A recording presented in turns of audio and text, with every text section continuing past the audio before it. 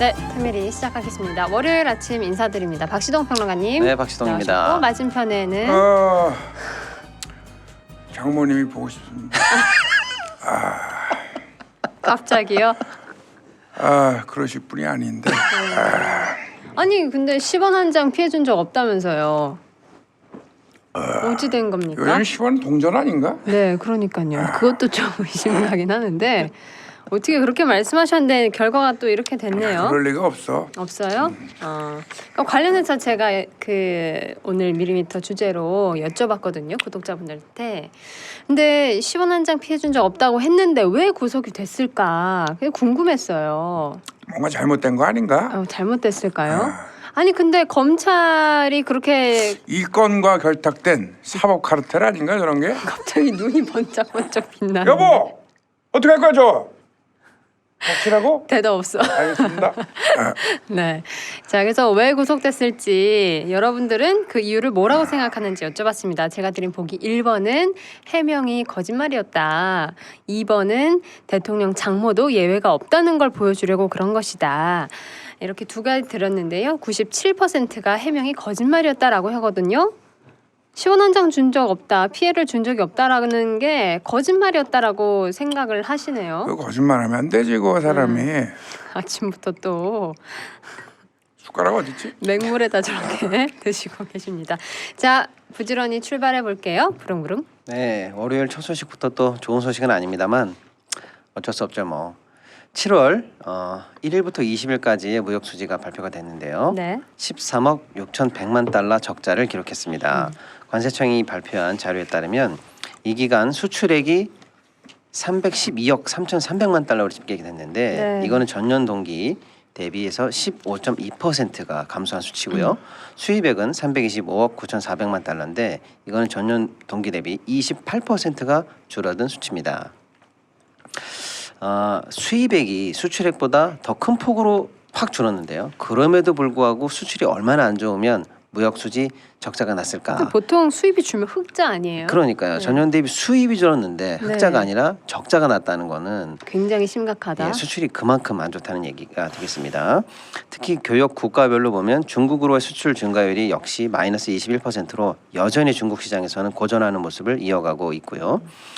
또 중국 대신에 그러면 뭐 미국은 어떤가 봤더니 미국으로의 수출액 증가율 역시 7.3% 마이너스를 기록하고 있습니다. 특히 이제 중국은 수입 수출 우리 입장에서는 수입 수출이 다 줄어요. 그래서 결국 중국과의 무역의 끈이 실제로 점점 옅어지고 있는 모습을 보이고 있습니다. 지금 20일까지의 수치인데요. 이대로 간다면 당연히 이번 달도 무역 수지를 적자를 월별로 기록할 가능성이 커졌고요. 그러겠죠. 이 문제는 수입과 수출액이 모두 줄어드는 불황형 적자에 들어가고 있는 거 아니냐라는 사이클이 지금 시그널이 잡힌다는 건데요. 굉장히 위험한 상황이다 이렇게 볼 수 있겠습니다. 어떻게 보시나요? 이 지금 이거는 뭐 관세청이 이거 잘못을 한 것 같아요. 관세청이요? 이거는 이권위가 결탁된 예. 관세 카르텔입니다. 관세 조세 카르텔. 카르텔. 예. 관세 네. 카르텔. 그래서 이거는 어떻게 압수수색 해요? 지켜봐야 되는데 네. 이거는 내가 우리 사랑하는 그 김대기 실장 있지 않습니까? 그렇죠. 이건 김 실장 정신으로 내가 해결이 가능하다 이렇게 볼 수 있는데 운 좀 띄워주세요. 네. 김. 김치찌개처럼 짭짤한 소식이 없지 않습니까 지금? 네. 실. 이 실에 빠져 있어서는 안 됩니다 이거. 장모님 힘내세요. 내세요. 장모님. 그 와중에 그렇게 많이 오늘 드셨어요? 빵 터지네 자꾸. 네, 자 알겠습니다. 예, 두 번째 소식인데요. 네. 요즘 밥이 맛있다는데. 네. 7월 달에 5대 은행의 가계 대출이 또 3천억 이상 증가되고 있다는 소식인데요. 3천억이나 더 늘었다라는 거죠? 그렇습니다. 7월 달 통계인데 5대 은행에서만 가계 대출이 3천억 이상 늘어가지고 지금 3개월 연속으로 가계 대출이 네. 늘 것이다라는 전망인데 네. 정확하게 보면은 20일 기준으로요.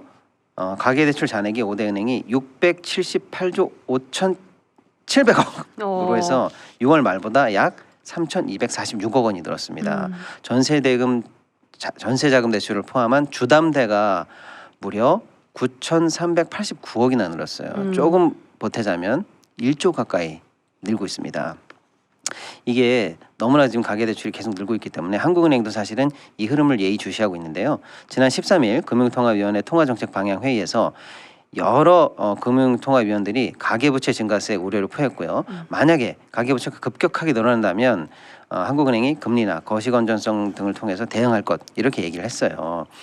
그럼에도 불구하고 이제 사실 한국은행은 금리를 올리기는 쉽지 않은 상황이죠. 왜냐하면 금리를 올리게 되면 PF라든지 부동산에 직격탄을 주니까요. 네. 그래서 한국은행은 오히려 이제 금리를 직접적으로 자기네들이 올리지 못하니까 우회하는 어떤 해법을 얘기하고 있는데요. DSR 등 거시건전성 규제를 풀어줘서는 안 된다. 긴축을 해야 된다. 이런 얘기를 하고 있어요. 근데 지금 정부랑 완전 완전 반대로 다른 가잖아요. 얘기죠. 네. 우리가 지금 계속 몇 번 다뤘지만 역전세난 때문에 DSR 우회를 풀어주지 않았습니까? 네. 한국은행은 이것도 문제라고 지금 얘기하고 있는 거예요. 즉 늘어나는 가계부채 때문에 한국은행은 계속 통제해달라. 우리가 금리를 못 올리는 심정을 알고 있지 않느냐라고 하는데 정부는 그런 직접적인 대출 규제보다는 이런 식으로 대출이 늘고 있는 거에 대해서 지금 약간 방관하는 모습, 제대로 된 대책을 내지 못하는 모습을 보여주고 있어요. 왜 그래서 그러는 거예요, 진짜? 현장에서 금리와 대출이 이렇게 엇박자를 내고 네. 있는 상황입니다. 그러는 과정에 결국에는 가계부채는 계속 늘고 있고 우리 경제의 어떤 위험성에 대해서 째깍째깍 시계가 올라가는 느낌, 불안한 느낌을 갖고 있는 빨간불이 거죠. 켜지고 있다. 가계부채 아니, 대책 한번 좀 말씀해 제가 주십시오. 뭐 시원하게. 바보입니까? 이런 그 근본적인 해법을 내지 못하면은 그렇죠. 아무리 어떤 관료가 오더라도 제가 그 사인하지 않을 겁니다. 어떤 펜으로도 제가 사인하지 않을 겁니다. 네. 그 어벤져스가 자주 쓰는 펜이 있어요. 무슨 펜 쓰게요? 어벤져스 펜? 어벤져스? 블랙팬서. 어벤져스는 블랙팬서 쓰지. 좀 어려웠어요 죄송합니다. 오늘은. 네. 네, 아니 댓글에 아니 그 지금 노래방에서는 깔깔 터지던데요. 노래방에서 알콜 카르텔로 너무 다들 아, 힘들다고. 알콜 카르텔, 그렇죠. 네. 아침부터 진지하게 또 이렇게 말아 잡수시고 계십니다. 자, 하나 좀 예. 짧게 더 할까요? 이 네. 가계대출이 늘고 있다는 소식과 이어서 그러면 연결하는 소식인데요. 4대 금융지주의 올해 상반기 순이익이 9조를 돌파할 것으로 예상이 되고 있습니다. 이게 어떤 의미냐면요. 작년이 연간 단위로 사상 최대 순이익을 봤거든요. 그런데 상반기 기준으로 작년 수치를 넘어서고 있습니다. 짧게 정리를 하면 이런 상황인데 가계대출, 기업대출 다 들고 있어요. 그러니까 결국 이자 관련해 가지고 금융지주들이 순이익을 많이 보고 있는 거죠. 이제 제가 여기서 꼭 여쭤보고 싶은 게 우리 윤 대통령이 지난 2월 달에 작년에 이렇게 은행들이 사상 최대 수익을 거두니까 은행들이 이렇게 너무 떼돈 버는 거 아니냐. 공공재 성격이 있는데 말이야. 사회 환원도 하고 해야지라고 큰 발언을 하셔서 은행 주가를 폭락시킨 적이 그러니까요. 있어요. 자, 그런 발언이 있었는데도 불구하고 또다시 이자 장사를 통해서 은행들이 사상 최대 순이익을 거두고 있습니다. 어떻게 보십니까? 말이 안 그렇게 먹혀요 지금. 경제를 네. 정치적으로 보지 마세요. 네. 이거는 과학적으로 봐야 됩니다. 이거는 과학적으로요? 문화재처럼 잘 지켜가야 된다. 이거 문화재 정신으로 해결이 문화재 가능합니다. 정신. 자, 문. 문제는 항상 과학적으로, 이성적으로 봐야 됩니다. 이거는. 좋아요. 네. 어? 화를 불러요. 그렇지 않으면은 네. 재. 재건이 형 화이팅. 재건이 형. 네. 교수야 교수. 문화재 정신으로 해결하면 된다라고 하셨는데요. 네. 얼마나 공감을 근데 그 주담대는 어느 대학이요? 그런 대학에 있었나? 네. 네, 알겠습니다. 짧게 주담대 하나 더 할까요? 네, 좋습니다. 알겠습니다. 월요일이니까 이번 주에 가장 큰 금융 이벤트 소식을 먼저 전해드려야 되는데요. 이번 주에 FOMC 미국 중앙은행 연방준비제 대해서 금리 인상을 결정하는 회의가 있는데요. 네. 사실상 시장에서는 99%의 예측 가능성으로 0.25 포인트를 올릴 것으로 예상하고 있습니다. 그렇게 되면 우리나라와 미국의 금리 차가 역사적인 구간 약 2% 구간에 진입하게 된다는 얘기인데요. 환율 등등등해서 이제 관찰할 부분이 많습니다. 네, 미리미리 저스트 10미리 등장했습니다. 없네. 여기다 놔야겠다. 네. 자, 함께 하고 계신 분 소개합니다. 박시동 평론가님. 네, 박시동입니다. 네, 그리고 늘 함께 했던 이상민 씨. 오늘은 저희 채널 말고 그 KBS 아침마당에서 우리가 뺏겼어 공중파에. 밀렸죠. 지금 가 계십니다. 잠시 후 8시 한 반쯤에 나온다고 제가 알고 있거든요. 네, 저 이거 끝나고 본방 사수할 예정입니다.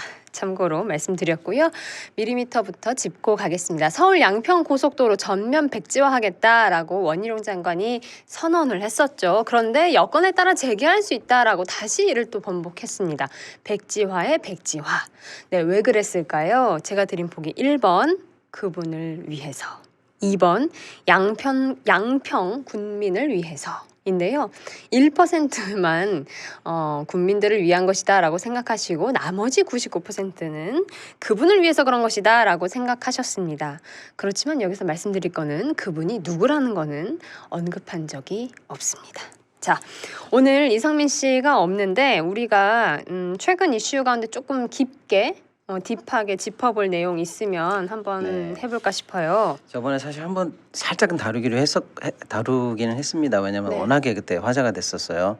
실업급여를 아, 정부 여당이 달달한 꿀이다 그래가지고 실업급여라고 네. 해서 한번 파장이 있었잖아요. 맞습니다. 근데 거기서 일단 파장이 끝나는 줄 알았는데 어저께 이제 많은 기사들이 나왔어요. 그래서 마침 살아있는 이슈라서 한번 다뤄볼게요. 좋습니다.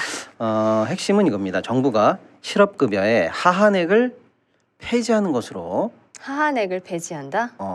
폐지까지도 염두에 두고 지금 개선안을 추진하고 있다라는 건데요. 그럼 어저께거든요. 네. 실업급여 이제 고용노동부가 실업급여 제도 개선 필요성 관련 설명회를 열고 수급자의 근로 의혹을 제고하고 구직 활동을 촉진해서 수급자가 이를 통해 자립할 수 있도록 실업급여 제도를 합리적으로 개편할 것. 뭐 말은 좋습니다. 뭐 이렇게 이제 입장을 밝혔는데 정부가 추진하는 방안은 이겁니다. 실업급여를 반복적으로 수급하는 그 수급자에 대해서는 50% 삭감을 하고 그리고 실업급여를 받는 그 하한액을 80에서 최저시급 대비 80에서 60으로 낮추거나 아예 폐지하는 방안 등을 추진한다는 게 이제 정부의 핵심 네. 대책인데요. 고용노동부의 논리를 먼저 간단하게 제가 설명을 드려볼게요. 네. 이겁니다.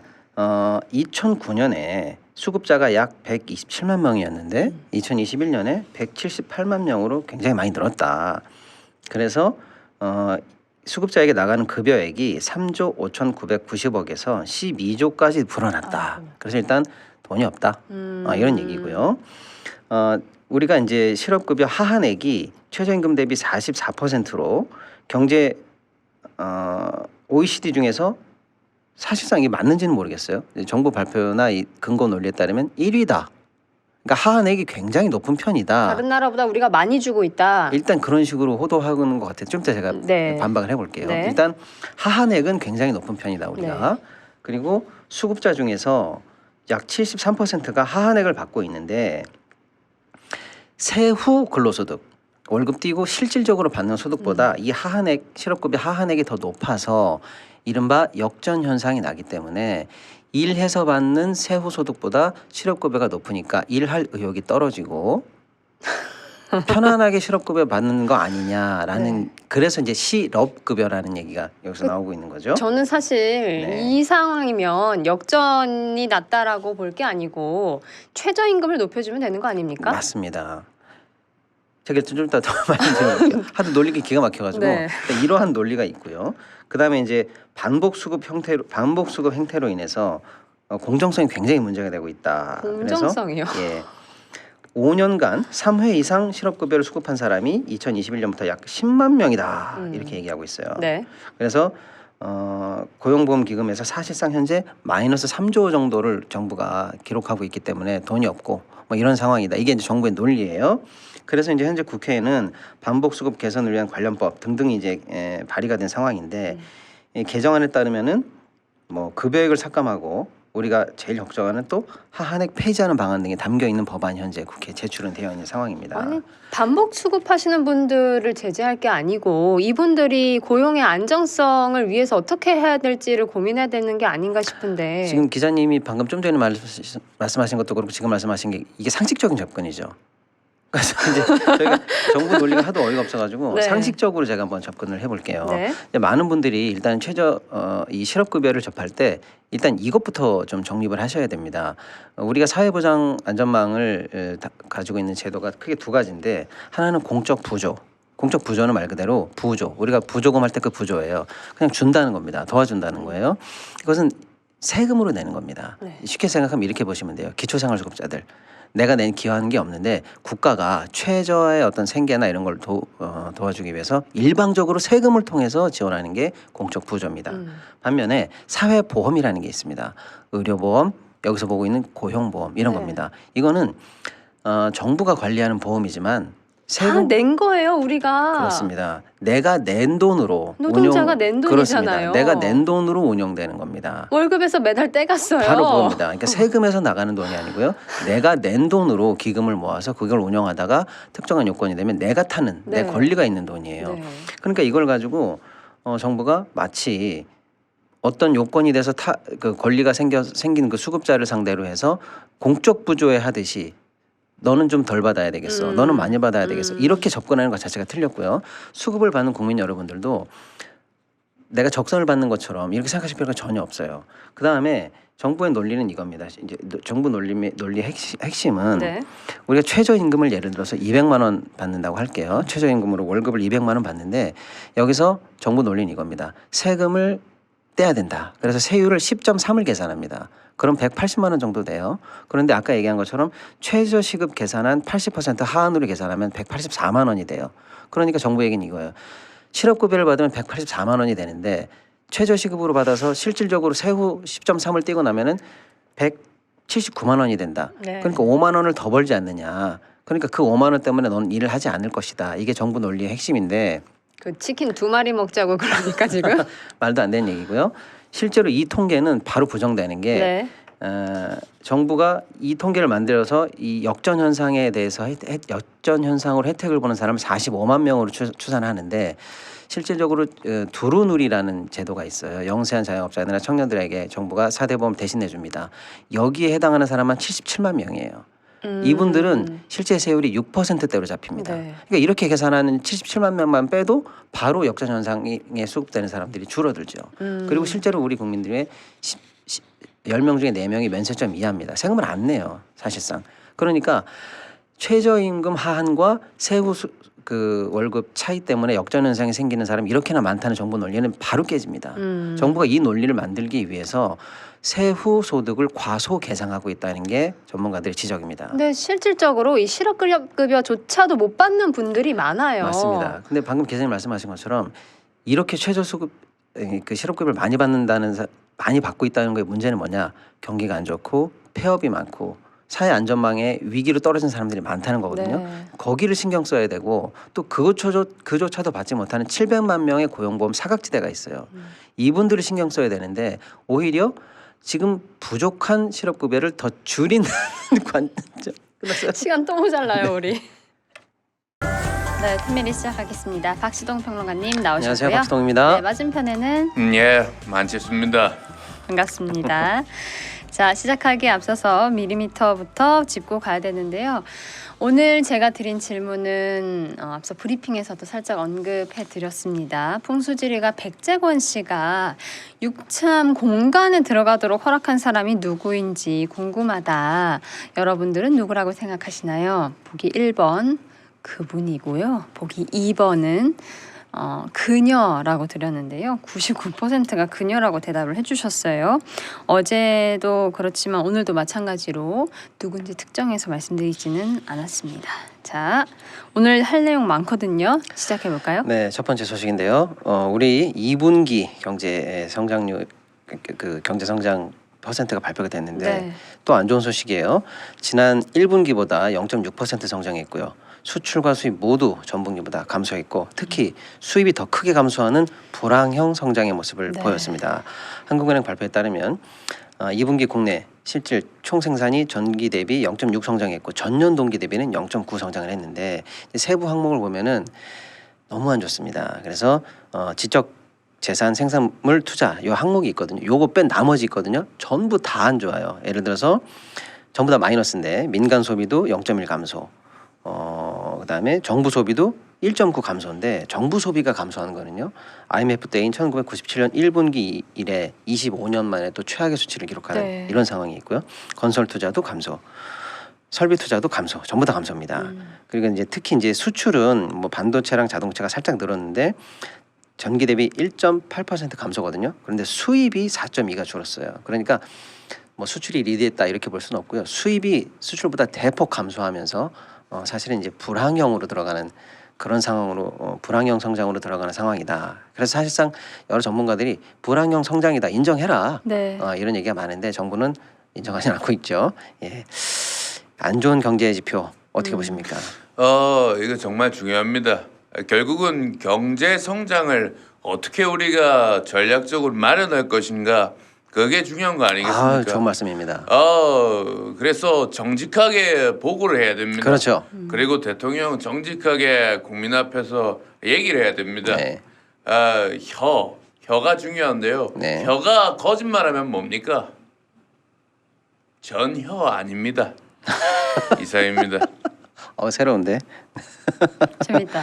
네. 이건 재밌어. 예, 방금 전에 이따위 개그가 재밌습니까? 한심합니다.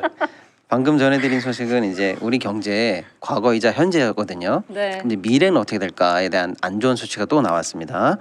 IMF가 세계 경제 성장률을 전망했는데요. 세계 경제 성장률은 2.8에서 3.0으로 높였습니다. 그런데 우리나라는 1.5에서 1.4로 전망치를 낮췄다는 소식입니다. 우리만? 그렇습니다. 저희가 지난주에도 소개해드렸지만 아시아개발은행도 전망치를 낮춰서 1.3이라는 주요 기간 최저치를 갱신하면서 가장 안 좋은 전망을 냈거든요. 바로 IMF도 역시 우리 경제가 낮아지는 전망을 발표했는데 IMF는 5연속 하향 전망을 우리 경제에 네. 하고 있습니다. 근데 문제는 전망치가 낮은 것도 문제지만 세계 경제나 주요국들은 상향 전망으로 전망을 수정하고 있어요. 근데 문제는 세계 시장이 올라가고 있는데 우리는 뒤로 간다. 이게 세계 경제와 한국 경제의 디커플링이거든요.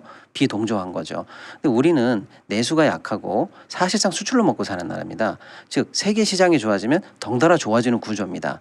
그런데 세계 시장이 상향인데 우리가 하향하고 있다. 즉 세계 시장의 수출로 먹고 사는 나라가 그 흐름과 지금 이탈되고 있다라는 거는 우리 입장에서는 성장 전략에 큰 지금 혼란이 온 거거든요. 이거 어떻게 할 거냐라는 게 가장 큰 문제로 지금 대두되고 있습니다. 우리 경제의 하반기 미래도 이렇게 안 좋은데 어떻게 해야 될까요? 설탕이 깜짝 놀라면 뭔지 아십니까? 설탕이 놀라면? 1월 슈가입니다. 이게 정말 놀라웠고 정말 안타까운 문제입니다.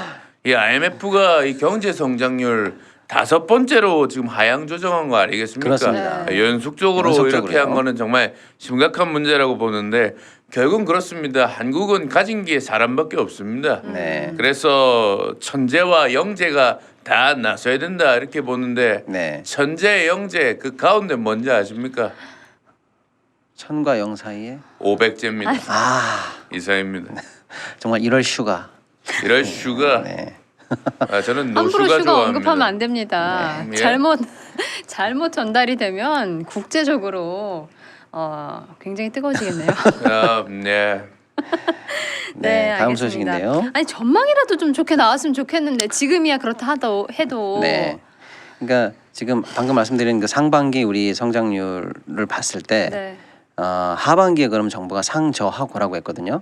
하고의 그 고에 해당하는 전망이 완전히 소멸된 상황에 해당되는 그런 전망치가 지금 나오고 있는 거죠. 그러면 정부가 말한 지금 현재 정부가 말한 게 1.5, 1.4 이렇게 왔다 네. 갔다 합니다. 그거라도 달성하려면 하반기에 달성해야 되는 성장률이 1.7이에요.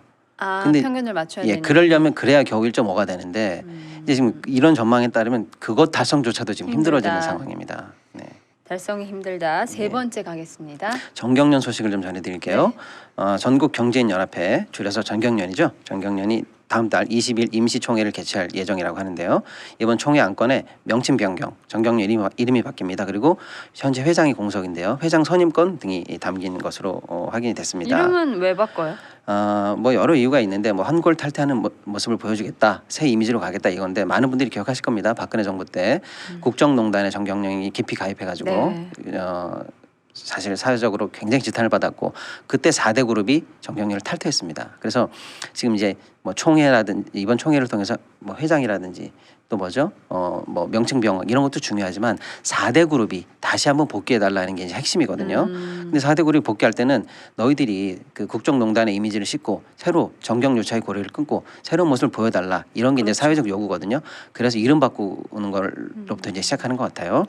그래서 이제 앞으로 신임 회장이 누가 될 것인가 가 문제고 첫 번째가 그리고 그 안에 4대 그룹이 복귀할 것인가 이게 문제인데 당연히 방금 저희가 말씀 나눈 것처럼 그게 중요한 게 아니라 정경유착의 고리를 끊고 새로운 모습을 보여줄 것이냐 이게 이제 관건인데 많은 분들이 기억하실 거예요. 청와대 옮길 때 정경련 산하 연구단체에서 5조의 효과가 있다는 등 이런 얘기들이라든지 지금 그러면 4대 그룹이 참여하게 되면은 네. 더 이 회비가 늘어나는 거 아닙니까? 그렇죠. 4대 그룹이 일단 참여하면 정경련 입장에서는 회비가 늘어나니까 좋은 거고요. 정부 입장에서도 정경련이라는 단체 하나를 통해서 모든 경체 단체 4대 그룹 포함해서 관리하기가 쉬워진다. 이런 이점이 뒤에 깔려 있는 거죠.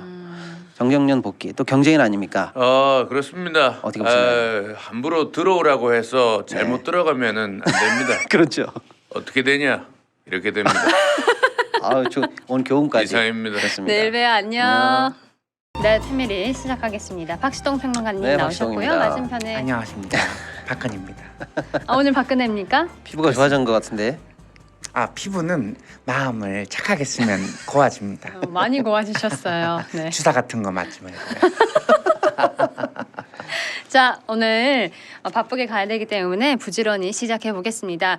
자, 국토부에서 이런저런 자료들, 서울양평고속도로 관련된 자료들이 없다라고 그동안 계속해서 주장을 했었는데 그게 아니다라는 게 밝혀지고 있죠. 오늘 앞서 브리핑에서도 반복해서 관련 영상을 보여드렸는데요. 왜 그렇게 없다는 자료들이 줄줄이 나올까? 네, 제가 여러분들께 여쭤봤습니다. 보기 1번 들켜서, 보기 2번 깜빡해서라고 드렸는데요. 98%가 들켜서 그런 거다라고 취합이 됐습니다. 그렇게 응답을 해주셨고요. 자, 오늘 첫 번째 소식 금리 얘기해봐야겠죠? 간밤에 미국 금리 인상 소식이 전해졌습니다. 0.25포인트를 올려서 5.5% 시대를 열었습니다. 2001년 이후 22년 만에 미국 금리가 가장 높은 수준에 네. 들어갔거든요. 물론 이제 이번 인상은 시장에서는 98% 수준으로 이미 예상이 됐었습니다. 문제는 이게 올해의 마지막 인상일까? 한 번 더 추가 인상이 있을까? 이게 이제 관심의 초점이었는데요. 그 향배는 어디서 찾을 수 있나? 첫 번째는 이 공식 성명서가 나오는데 성명서를 이제 면밀히 분석해 봤더니 솔직히 특별한 내용이 없었습니다. 6월달 성명서하고 거의 복사 붙이기 수준으로 나왔고요. 그렇다면 이제 발표 이후에 있었던 파월 의장의 기자회견을 주목했는데요. 네. 기자회견에서 파월 의장도 사실은 특별한 힌트를 주지 않았어요. 연상 그러니까 9월달에 추가 인상도 가능하고 뭐 동결도 가능하다. 하나만 한 소리였네요. 열린 연말에 해당하는 그러니까 쉽게 말하면 지켜보는 스탠스로 일단 나왔습니다. 그렇다면 이제 문제는 우리는 어떻게 될 것인가 하는데 그렇죠. 사실 한미 금리 차가 2% 구간에 들어간 것은 지금 현재 역대 최고 수준이거든요. 아직 가본 적이 없는 길입니다. 그래서 모니터링이 상당히 중요하죠. 그래서 환율, 특히 자금 유출이 있을 것인가 이 두 가지 포인트를 많이 봐야 될 것 같고요. 환율 같은 경우에는 예를 들어서 뭐 한 갑자기 뭐 1300 중반대로 올라간다든지 또 자금 유출 같은 경우에도 주식 채권 시장에서 큰 어떤 변동성을 준다든지 이런 부분이 있는지를 이제 앞으로 예의주시를 해야 될 것 같고요. 그럼에도 불구하고 한국은행은 아마 PF라든지 부동산 시장의 불안 때문에 한미 금리 역전 2%임에도 불구하고 올리기는 쉽지 않을 것이다라는 게 지배적인 전망인 것 같습니다. 자, 금리 전문가 아니십니까 또? 금리. 그렇죠. 한 말씀 해주시죠. 네, 그렇습니다. 이게 22년 만에 그 최고치 아니겠습니까? 네. 저는 그렇게 생각합니다. 태조 왕건의 용맹함으로 그 공직자들이 이거를 잘 지켜봐야 된다. 그러니까 태조 왕건하면 누굽니까? 최수종 씨입니다. 네. 이 최수종 정신으로 해결이 가능하다 이렇게 보는데 운 좀 띄워주십시오. 최선을 다해 경제법을 내야 합니다. 네. 수 틀리면 다 죽습니다. 좋습니다. 종. 종범아 책은 왜 썼냐? 메모나 좀 잘하지. 이상입니다. 네. 네, 금리 이렇게 정리해 보고요. 자, 그리고 어제 증시가 굉장히 혼란스러웠습니다. 대혼란, 롤러코스터, 아수라장 지금 이런 표현들이 공식 기사에 난무하고 있습니다. 어제 굉장히 정말 시끄러운 하루였는데요. 거래소에 따르면 전날 역대 최고 시가총액을 기록했던 코스닥이 무려 하루 만에 70포인트 등락을 거듭한 끝에 4.19포인트나 빠졌고요. 한때 장중 900선이 무너지기도 했습니다. 네. 코스피 역시 급등락을 거듭하다가 1.67포인트가 내린 2,593으로 마치긴 했습니다. 한마디로 어제 시장은 대혼란이었는데요. 코스닥 전체 기업 가운데 무려 1,480곳의 주가가 하락했는데 코스닥 시장 개설 이래 가장 많은 숫자입니다. 최다 종목. 그렇습니다. 어제 이렇게 급등락이 벌어졌고 특히 이렇게 급락을 했던 원인은 아무래도 현재 코스닥 시장을 이끌고 있는 2차전지 대표주들이 여기가 고점이 아닌가 해서 차익 실현 매물이 대거 나온 것으로 일단 현재 시장은 추정을 하고 있습니다. 그래서 심지어는 어제 에코프로는 한때 150만 원을 터치했어요. 깜짝 놀랄 수치죠. 그러다 보니까 이제 차익 실현 물량이 대구매로 나오면서 122만 원까지 떨어졌습니다. 하루에 30만 원 이상 왔다 갔다 한다는 건 멀미나는 지경이었죠. 네. 최근에 사실은 오른 것도 사실은 이상급등에 해당하는 정도로 좀 과열 양상을 보였는데 이렇게 떨어진 것도 이상급락으로 볼 정도로 정말 멀미나는 상황이었고요.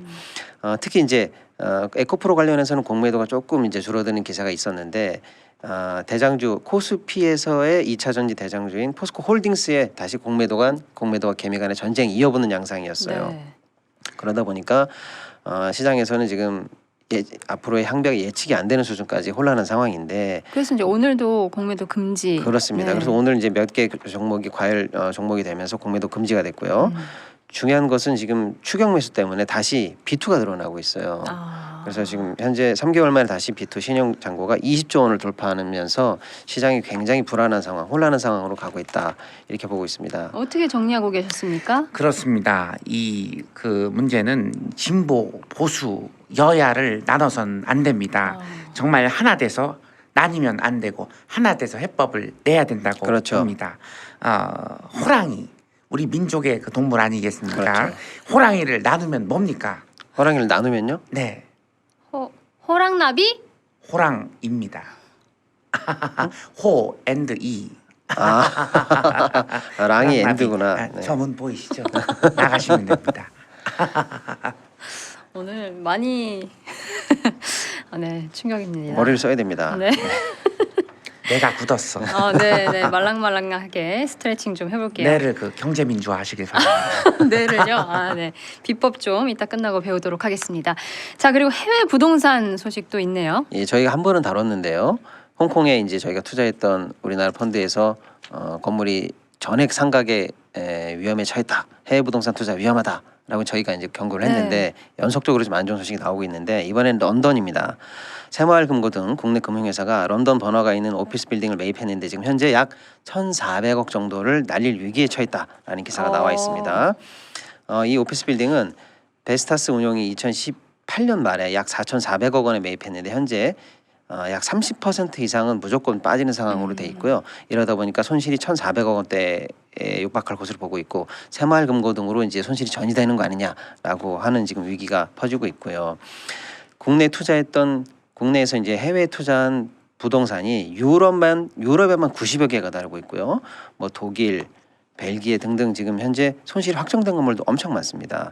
사실은 2, 3년 전부터 좀 더 많이 하면 한 5년 전부터 해외 부동산에 관련해서 투자가 굉장히 인기가 있었어요. 네. 자본이익도 볼 수 있고 임대 수익을 통해서 배당처럼 들어온다. 이런 게 선풍적으로 인기를 끌었거든요. 그때 투자했던 건물들이 지금 현재 다 굉장히 위기로 몰려가고 있는 중이에요. 그래서 아마 해외 부동산에 물려 있는 펀드라든지 투자하셨던 분들은 예의 주셔야 될 것 같습니다. 해외 부동산 위기 한 말씀 해주시죠. 그 세종대왕 정신을 되살려야 되는데 네. 세종대왕이 초콜릿을 주면서 하는 말이 있습니다. 뭔지 아십니까? 세종대왕이 초콜릿을 주면서 가나다. 이건 몰랐지. 요거는 인정. 네. 가나다. 네. 우리는 내일 올 거다. 내일 옵니까? 안녕. 네, 안녕. 네, 태밀이 부지런히 가보겠습니다. 오늘은 민생 경제를 누구보다도 걱정하시는 예. 우리 안진걸 소장님 나오셨습니다. 네, 안녕하십니까. 원희룡 장관한테 날파리 선동꾼 괴담 세력으로 찍힌 민생경제연구소. 아니 민생경제연구소를 직접 거론하면서 날파리 홍보를 괴담꾼이라고 해주셨네. 홍보도 해주시고 네. 고맙습니다. 안진걸입니다. 네, 자 밀리미터부터 빨리 하고 시작해 볼게요. 윤석열 대통령 어제 자갈치 시장을 가서 장어를 이렇게 한 손으로 꽉 이렇게 힘있게 들어 올렸는데, 그때 이제 장어한테 좀 물리는 순간이 포착돼서 사진이 또 이렇게 공개가 됐었죠. 자, 이에 대해서 제가 드린 질문은 바로 이겁니다. 자, 여러분들은 어떻게 생각하시는지. 자, 자갈치 시장을 갔을 때 장어가 왜 윤석열 대통령 손목을 물었을까? 네, 제가 드린 보기 1번은 알코올 냄새가 진동해서 그런 것이다. 보기 2번 먹을만해 보여서 그런 것이다. 3번은 이제 기타로 해서 열린 옵션으로 뒀는데 75%가 알코올 냄새가 나서 그런 것이다라고 선택을 해주셨네요. 댓글 중에 보면은 지금까지 이런 장어는 없었다. 이건 본능인가 과학인가 이런 댓글도 있었고 그리고 장어 압수수색 준비해야 된다고 장어 땡큐 이런 댓글도 눈에 띄었습니다. 자, 요 정도로 정리하고 바로 시작해 보죠. 네. 네, 어떤 소식 들고 오셨나요? 그저께 국회에서 그 진보당 강성희 의원님하고 우리 택배 노조랑 함께 지금 과로사 많이 줄어들었잖아요. 그래서 가슴 아픈 뉴스 많이 줄어들었는데 쿠팡이 뒤늦게 이제 배송 사업에 의해서 택배에 뛰어들었는데 택배 없는 날이라든지 과로사 근절이란 사회적 합의에 동참을 안 하고 있습니다. 그래서 저희가 쿠팡도 택배 없는 날 네. 동참해라. 만약에 쿠팡이 동참 안 하면 다른 택배사들은 동참했는데 쿠팡으로 물량이 갈 거 아니에요. 그러면 그건 불공정하잖아요. 부당하고. 그래서 이렇게 캠페인하고 왔다. 네. 쿠팡. 티켓 드는 거 좋은데 네. 입을 가리시면 말이 잘 아, 안 되니까. 예. 네. 저는 피켓으로 말도 하니까.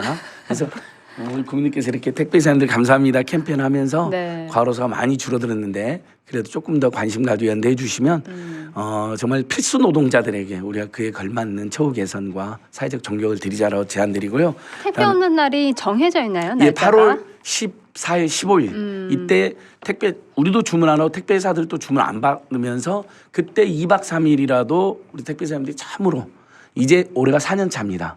그 동안에는 여름 휴가도 꿈도 못 꿨던 거죠. 2박 3일도. 네, 그러니까 굉장히 좋은 거잖아요.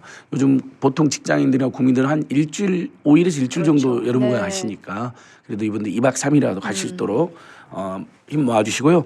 한 푼이라도 돈이 되는 정보 드려야 되니까. 네, 피가 되고 살이 예, 되는 소식들 맞습니다. 다 모아 오셨습니다. 지금 장마 때문에 채소값이 폭등하고 있어요. 막 30%에서 100% 가까이. 어제 저도 저녁에 안진걸 TV, 임세은 TV 공동으로 방송하고 오신 분들이랑 저녁 먹으러 왔는데 상추가 안 나와요. 맞아요. 없대요. 지금 너무 비싸서. 그래서 이해해드렸어요. 그래서 여러분들께서 지금 26일까지는 양파, 상추, 시금치, 깻잎, 닭고기 5개 품목을 일반 마트 같은데 동네 마트 이런 데는 20% 할인해 요 전통이 30% 할인해 줬는데 어제 27일부터는 그 5개에다가 양파, 상추, 시금치, 깻잎, 닭고기 5개에다가 감자, 대파, 오이, 애호박, 토마토 등 10개 품목을 지금 할인을 해주고 있습니다. 20에서 30%. 가보시면 이제 아는 분들 아실 거예요. 이렇게 정부 지원으로 농수축산물 할인 이렇게 안내가 돼 20% 있다. 오프 뭐 이렇게 3% 오프를 써져 있습니다. 그래서 계산할 때 자동으로 할인해 주는데 네. 다만 이제 혹시 모르니까 아까 그 감자 시금치 할인되는 거 맞죠? 이렇게 확인 한번 해보시면 좋을 것 같습니다. 그래서 동네 마트는 20%, 대형마트도 되는데 굳이 대형마트 이제 우리가 대형마트 안 가고 동네 마트 가는 게 더 경제 민주화에 도움이 되니까 20%, 전통시장은 30%. 네. 근데 이게 8월 2일까지예요.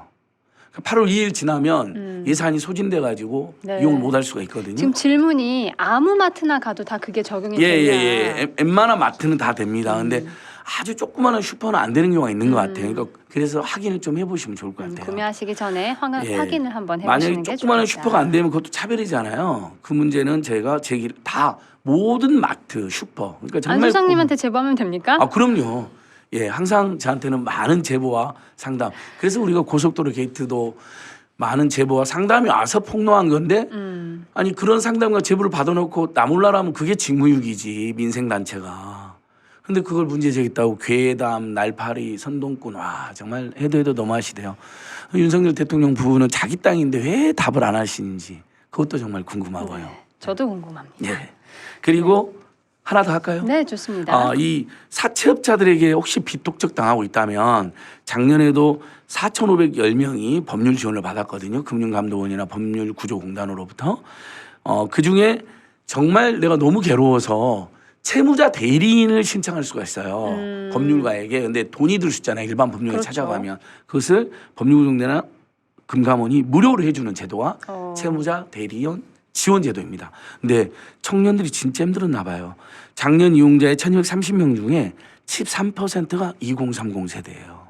그러니까 이제 굉장히 이제 수입은 적고 지출은 유지하다 보니까 빚진 청년들이 많다는 걸 알 수 있는데 복지로 지원해 줘야 되는데 윤석열 정권은 아예 지원을 안 해주거나 깎아버리니까 사채 시장으로 내몰렸다 이렇게 분석이 되고요. 근데 이제 불법 채권 추심에 시달리면 진짜 그 사람 정말 미치고 죽는 거거든요. 그래서 극단적 선택으로 내몰리는 경우도 많아요. 그래서 채무자 대리인 제도가 있다 그러면 채무자한테 연락을 못 해요. 그 순간부터. 채무자 대리인이 딱 선정되잖아요. 안진걸 채무자가 유미리 변호사님한테 법률구조를 통해서 채무자 대리인 선정하는 순간 저한테 채무자한테 연락 못 오나요? 해요. 채권자는 채무자 그 대리인한테만 연락할 수가 있어요. 그러니까 당연히 혹독한 불법 채권 주심으로부터 벗어나고 그 중에 20%를 초과한 이자는 무효거든요. 이자제한법 대부업법이다. 20% 초과된 건 무효니까 이게 문재인 정부 때 네. 최고 이자를 20%까지 낮춰놓은 겁니다. 잘한 거죠. 그럼 일단은 어떻게 신청할 수 있는지 뭐 자격이라든지 예. 채무자 대리인 제도는 소득 요건이 없어요.